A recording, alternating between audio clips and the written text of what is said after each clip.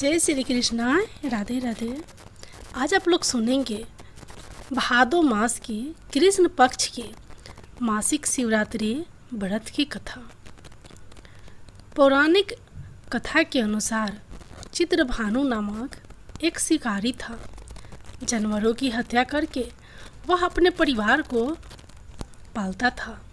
वह एक साहूकार का कर्जदार था, लेकिन उसका ऋण समय पर ना चुका सका। क्रोधित साहूकार ने शिकारी को शिव मठ में बंदी बना लिया। संयोग से उस दिन शिवरात्रि थी।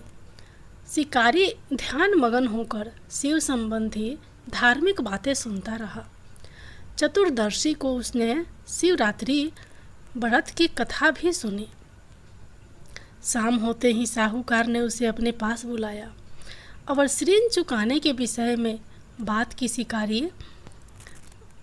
ऋण चुकाने के विषय में बात की। शिकारी अगले दिन सारा ऋण लौटा देने का वचन देकर बंधन से छूट गया। अपनी दिनचर्या की भांति वह जंगल में शिकार के लिए निकला, लेकिन दिन भर बंदी गृह में रहने के कारण भूख प्यास से व्याकुल था। शिकारी खोजता हुआ वह बहुत दूर निकल गया। जब अंधकार हो गया तो उसने विचार किया कि रात जंगल में ही बितानी पड़ेगी। वह वन एक तालाब के किनारे एक बेल के पेड़ पर चढ़कर रात बिताने का इंतजार करने लगा। बिल्व वृक्ष के नीचे शिवलिंग था, जो बिल्व पत्रों से ढका हुआ था। शिकारी को उसका पता न चला। पड़ाव बनाते समय उसने जो टहनियाँ तोड़ी वे संयोग से शिवलिंग पर गिरती चली गई। इस प्रकार दिन भर भूखे प्यासे शिकारी का व्रत भी हो गया और शिवलिंग पर बिल्व पत्र भी चढ़ गए। एक पहर रात्रि बीत जाने पर एक गर्भिणी हिरनी तालाब पर पानी पीने पहुंची। शिकारी ने धनुष पर तीर चढ़ाकर ज्यों ही प्रत्यंचा खींची। हिरनी बोली, मैं गर्भिणी हूँ, शीघ्र ही प्रसव करूँगी। तुम एक साथ दो जीवों की हत्या करोगे जो ठीक नहीं है। मैं बच्चे को जन्म देकर शीघ्र ही तुम्हारे समक्ष प्रस्तुत हो जाऊंगी, तब मार लेना। शिकारी ने प्रत्यंचा ढीली कर दी और हिरनी जंगली झाड़ियों में लुप्त हो गई। प्रत्यंचा चढ़ाने तथा ढीली करने के वक्त कुछ बिल्व पत्र अन्यास ही टूटकर शिवलिंग पर गिर गए। इस प्रकार उससे अनजाने में ही प्रथम प्रहर का पूजन भी संपन्न हो गया। कुछ ही देर बाद एक और हिरनी उधर से निकली। शिकारी की प्रसन्नता का ठिकाना न रहा। समीप आने पर उसने धनुष पर बाण चढ़ाया। तब उसे देख हिरनी ने विनम्रतापूर्वक निवेदन किया, हे शिकारी, मैं थोड़ी देर पहले श्रुतु से निवृत्त हुई हूँ। कामातुर वीर हिरनी हूँ। अपने प्रिय की खोज में भटक रही हूँ। मैं अपने पति से मिलकर शीघ्र ही तुम्हारे पास आ जाऊंगी। शिकारी ने उसे भी जाने दिया। 2 बार शिकार को खोकर उसका माथा ठनका। वह चिंता में पड़ गया। रात्रि का आखिरी पहर बीत रहा था। इस बार भी धनुष से लगकर कुछ बेल व पत्र शिवलिंग पर जा गिरे तथा दूसरे पहर की पूजन भी संपन्न हो गई। तभी एक अन्य हिरनी अपने बच्चों के साथ उधर से निकली। शिकारी के लिए यह स्वर्णिम अवसर था। उसने धनुष पर तीर चढ़ाने में देर नहीं लगाई। वह तीर छोड़ने ही वाला था कि हिरनी बोली, हे शिकारी, मैं इन बच्चों को इनके पिता के हवाले करके लौट आऊँगी।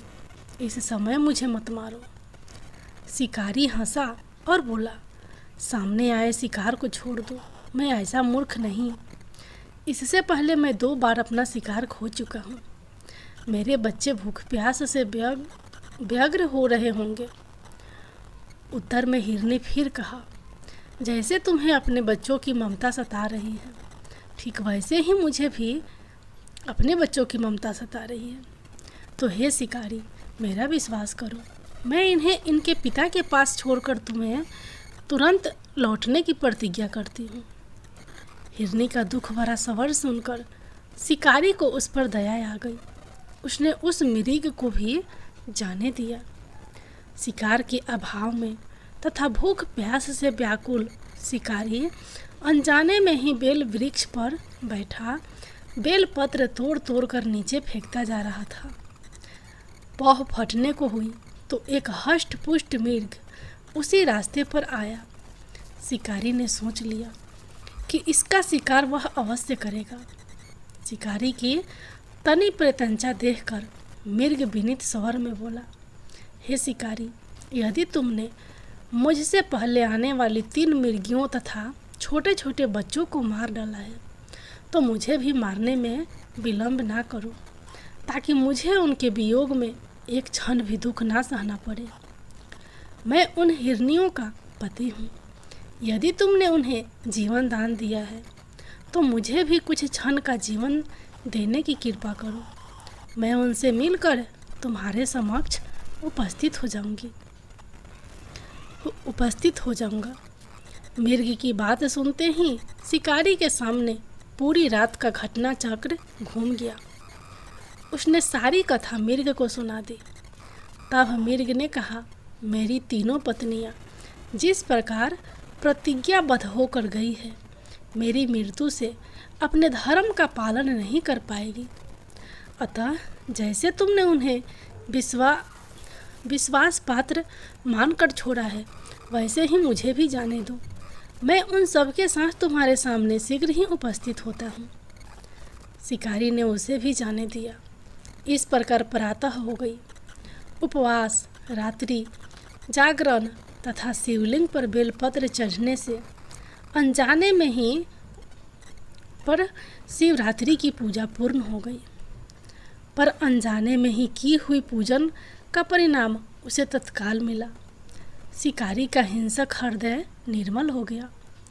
उसमें भगवद शक्ति का वास हो गया। थोड़ी ही देर के बाद वह मृग सह परिवार शिकारी के समक्ष उपस्थित हो गया ताकि वह उनका शिकार कर सके। किंतु जंगली पशुओं की ऐसी सत्यता, सात्विकता एवं सामूहिक प्रेम भावना देखकर शिकारी को बड़ी गालनी हुई। उसने मृग परिवार को जीवन दान दे दिया। अनजाने में शिवरात्रि के व्रत का पालन करने पर शिकारी को मोक्ष और शिवलोक की प्राप्ति हुई। जय भोलेनाथ, जय माता पार्वती। अब आप लोग सुनिए भगवान शिव की दूसरी कथा। माता पार्वती ने 108 जन्मों की घोर तपस्या के बाद भगवान शिव को पति के रूप में पाया था। माँ पार्वती का भगवान शिव के प्रति अगाध प्रेम था। एक आदर्श पत्नी की तरह माँ पार्वती भगवान शिव की सभी बातों का पालन करती थी और जब भगवान शिव कुछ बोला करते थे तो उसको पूरे ध्यान से सुनती थी। एक बार भगवान शिव माँ पार्वती को ब्रह्मा ज्ञान देने के लिए सृष्टि की कथा सुना रहे थे। कथा सुनते सुनते माँ पार्वती किन्हीं दूसरे विचारों में खो गई। जैसे ही भगवान शिव को इस बात का एहसास हुआ कि माँ पार्वती उनकी बातों पर ध्यान नहीं दे रही है, तब उन्होंने माँ पार्वती से पूछा कि क्या आप मेरे द्वारा सुनाई जा रही कथा को सुन रही हैं? लेकिन माँ पार्वती कहीं और खोई हुई थी, इसलिए उन्होंने भगवान शिव के सवाल का कोई उत्तर नहीं दिया। कुछ समय बाद जब माँ पार्वती का अपने विचारों से ध्यान भंग हुआ और वे अपनी दुनिया में वापस लौटी, तब भगवान शिव ने क्रोधित होते हुए माँ पार्वती से कहा कि आपने ब्राह्मण ज्ञान का अनादर किया है। जब किसी से शिक्षा या ज्ञान लिया जाता है तब ध्यान भंग नहीं होना चाहिए, और अगर ऐसा होता है तो ये दंडनीय है। इसके बाद भगवान शिव ने दंड स्वरूप माँ पार्वती को श्राप दिया कि अब आपका जन्म किसी मछुआरे परिवार में होगा। माँ पार्वती को अपनी गलती का एहसास हुआ, पर तब तक काफ़ी देर हो चुकी थी और भगवान शिव उनको श्राप दे चुके थे। अब दुख में डूबी हुई माँ पार्वती मछुआरों के एक गांव में पहुंची। इस गांव के मुखिया की कोई संतान नहीं थी। एक दिन वो मछली पकड़ने के लिए तालाब जा रहा था। तब उसको रास्ते में एक पेड़ के नीचे एक कन्या बैठी हुई मिली, जो कि वास्तव में कन्या के रूप में माँ पार्वती थी। वह नन्ही कन्या पूरी तरह से वहाँ अकेली थी, उसके साथ कोई भी नहीं था। तब मछुआरे ने इस घटना को प्रभु की कृपा समझा और उस नन्ही कन्या को अपने साथ अपने घर ले आया। माँ पार्वती उसी घर में कन्या के रूप में रहने लगी। इस तरह माँ पार्वती को अपना एक जन्म भगवान शिव के श्राप के कारण मछुआरे के घर में कटना पड़ा था। जय भोलेनाथ, जय माता पार्वती।